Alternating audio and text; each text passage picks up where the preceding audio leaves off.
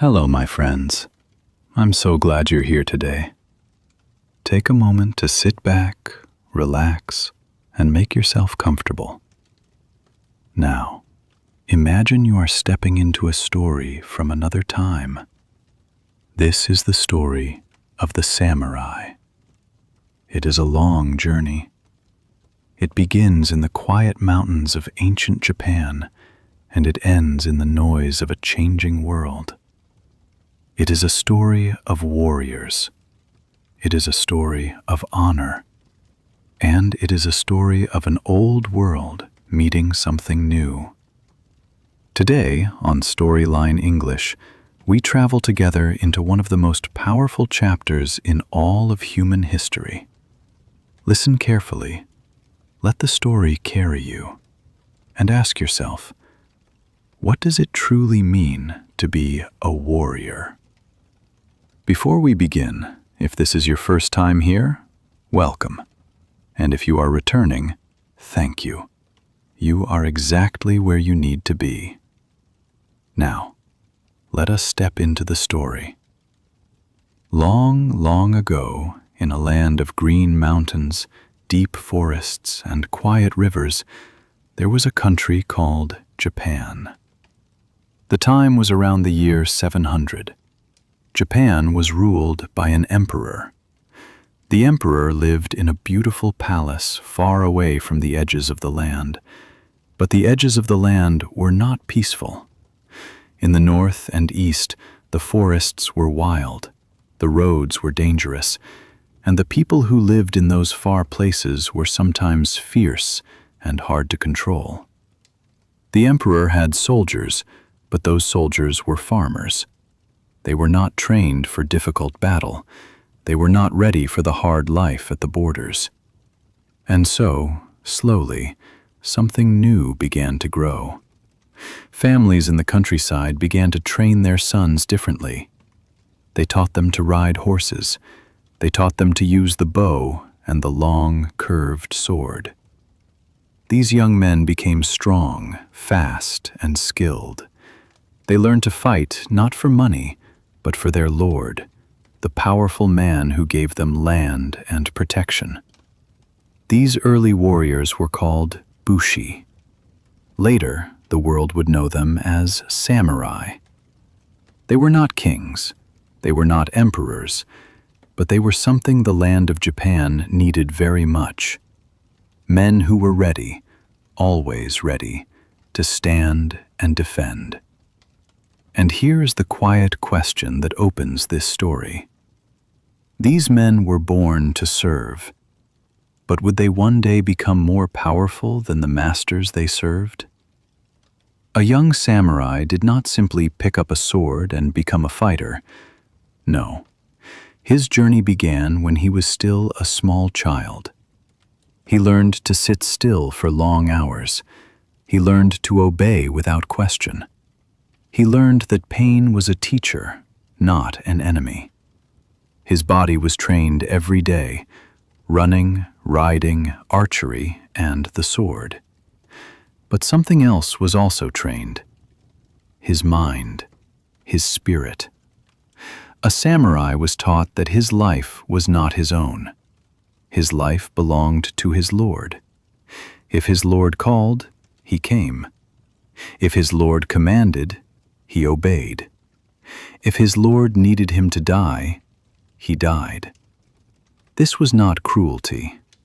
In the world of the samurai, this was the highest honor a man could have. There was a word for this way of living, Bushido. It means simply the way of the warrior. Bushido was not written in one book. It was not taught in one school. It grew slowly, over many generations, like a great tree growing from a small seed. It included loyalty, courage, respect, and the acceptance of death. A samurai did not fear death. He prepared for it every morning. He understood that a short life lived with honor was better than a long life lived with shame. And this is worth thinking about, even today. Is it the length of a life that matters most, or the way a person chooses to live it? The samurai had a very clear answer. For many years, the samurai served the emperor and the noble families. But Japan was a land of many powerful clans, large family groups who each wanted more land, more control, more power. The two greatest clans were the Taira and the Minamoto. For a long time, these two families fought each other with words and politics. But slowly, words were not enough. Around the year 1180, war came to Japan. It was a terrible war between the Taira and the Minamoto clans. It lasted for 5 years. The battles were fought on land and on the sea. Samurai rode into rivers of fire and walls of arrows. The most famous battle took place on the water, at a place called Dan-no-ura in the year 1185. The Minamoto clan won that battle. They destroyed the Taira completely. And from that victory came something no one had seen before in Japan. The leader of the Minamoto clan, a man named Yoritomo, did not simply return to the emperor as a loyal servant. He created something new. He created a government of warriors. He called it the shogunate. The shogun was the military ruler of Japan. The emperor still existed, still had his palace and his ceremonies. But the real power, the power of the sword, now belonged to the samurai. For the first time in history, warriors were not just servants of the powerful. They were the powerful. And Japan would never be the same again. Centuries passed. Japan grew and changed. The samurai were everywhere. In castles, in villages, on the roads. They served lords called daimyo, who ruled their own regions like small kings. For a long time, the shoguns kept order. But order is a fragile thing. Around the year 1467, Japan entered a dark and terrible time. It was called the Sengoku period. Sengoku means warring states. It is a good name, because that is exactly what Japan became. A land of war. Lord fought lord. Castle burned castle. Brother turned against brother. The old rules of loyalty became complicated. A samurai might serve a lord for 20 years, and then watch that lord be defeated and killed. What did he do then? Some samurai became ronin, warriors without masters, men who wandered the roads of Japan with their swords and their pride, looking for a new purpose. The Sengoku period lasted for more than 100 years. 100 years of battle, fire, and change. But from all this chaos, one thing was clear. The samurai were the most important force in Japan. Their skill, their discipline, and their code of honor were the only things that gave shape to a world that had lost its shape. And yet, in the middle of all this darkness, 3 extraordinary men rose up, 3 warriors who would dream of something impossible, uniting all of Japan under one rule. Their story is one of the most breathtaking in all of history. And it began with a farmer's son who learned to think like a king. The first of these three men was Oda Nobunaga. He was born in 1534, the son of a small lord in a region called Owari. From the beginning, Nobunaga was different. He did not follow old rules. He thought in new ways. While other lords used horses and swords, Nobunaga used something new: firearms. Portuguese traders had brought guns to Japan, and Nobunaga understood their power immediately. He trained large groups of soldiers to use guns together, in long lines, firing one after another. This was a revolution in battle. Old samurai traditions, the single great warrior riding forward, crying his name before combat, were no longer enough. Nobunaga won battle after battle. He took castle after castle. He came very close to uniting all of Japan. But in 1582, one of his own generals turned against him. Surrounded and betrayed, Nobunaga chose death over surrender. He died as a samurai. The second man was Toyotomi Hideyoshi, a man born without noble blood, who rose from poverty to become the most powerful man in Japan. He continued Nobunaga's dream and came even closer to uniting the land. The third man was Tokugawa Ieyasu, patient, careful, and brilliant. He waited, he watched, and in the year 1600, at the great battle of Sekigahara, he finally won. Ieyasu became shogun, and for the next 250 years, Japan was ruled by the Tokugawa family. It was a time of peace. But peace, for a warrior, is a complicated gift. Under the Tokugawa shogunate, Japan entered a period of great peace. Wars became rare. The castles were still there. The swords were still polished. The samurai still wore their armor. But there was almost nothing to fight. This long peace lasted from around 1600 to the 1850s, more than 200 years. And during this time, something interesting happened to the samurai. They changed. Without battles to fight, a samurai became something more like an official, a manager, or a teacher. He collected taxes for his lord. He settled arguments between farmers. He studied poetry and painting. He practiced his sword skills every day, not because he needed them, but because the practice itself was the point.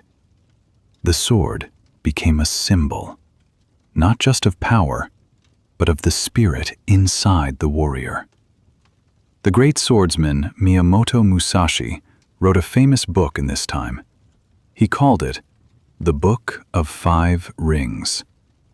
It was a guide not just to fighting, but to thinking clearly, deciding carefully, and living with full attention. The samurai of the peaceful years were not soft men. They were refined men. Men who carried death at their side, calmly, every day. And they asked a quiet question that still touches us today. What do you do when you are trained for something the world no longer needs? The samurai did not know it yet, but the answer was coming, and it was sailing toward Japan from across the ocean. In the year 1853, 4 large black ships appeared in the waters of Japan. They carried guns so powerful that a single shot could destroy a wooden building. They moved not with sails and wind, but with steam. black smoke rising from their metal chimneys. The man in command of these ships was an American naval officer named Matthew Perry. He carried a letter from the President of the United States. The letter had a simple message. Japan must open its ports to American ships and trade. For over 200 years, Japan had been almost completely closed to the outside world. Only a few Dutch and Chinese traders were allowed in one small port. This was a deliberate choice by the Tokugawa shogunate. Japan wanted to stay Japan, unchanged, protected, separate. But Perry's ships changed everything. Japan's leaders looked at those black ships and understood something that the samurai code had never prepared them for.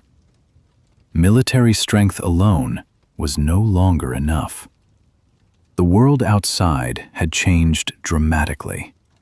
There were new weapons, new machines, new ways of organizing armies. The old swords and the old ways could not stop steel ships and cannon fire. A deep fear entered Japan that day, and with that fear came a question that would tear the country apart. Should Japan keep its old ways, or must it become something new? The samurai, the keepers of the old ways, stood at the center of this question, and the answer would decide their fate. The arrival of the black ships broke Japan into two groups. One group said, "We must modernize. We must learn from the West. We must build factories and ships and new armies." The other group said, "We must protect Japan. We must honor our traditions. We must not let foreign ideas destroy what we have built over 1,000 years." The samurai were mostly in the second group. They were the symbol of everything old and traditional. And so, when change came, it came at their expense. In 1868, a great change took place. A group of young leaders removed the Tokugawa shogun from power and returned authority to the emperor, a young man named Meiji. This event is called the Meiji Restoration. The new government moved fast. They built railroads. They created a new army, not a samurai army, but a modern army made of ordinary citizens trained with guns and uniforms.